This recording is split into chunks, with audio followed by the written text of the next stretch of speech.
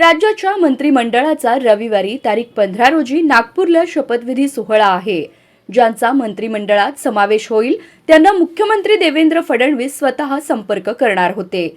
याबाबत सोलापूरच्या आमदारांकडे विचारणा केली असता शनिवारी सायंकाळपर्यंत कोणाचाही निरोप नसल्याचे सांगण्यात आले.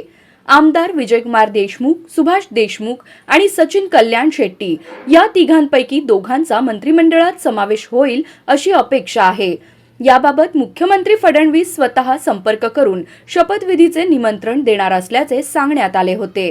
त्यामुळे कोणाला फोन येणार याबाबत शनिवारी उत्सुकता होती. लोकमंगलच्या माध्यमातून 37 जोडप्यांचा सामुदायिक विवाह सोहळा रविवारीच आहे, त्यामुळे मला सोलापुरातच थांबावे लागेल. निरोप नाही असे आमदार सुभाष देशमुख यांनी सांगितले. कोणाचाही काही निरोप नाही. देवेंद्र फडणवीस यांचा संपर्क नाही. रविवारी मी सोलापुरातच आहे.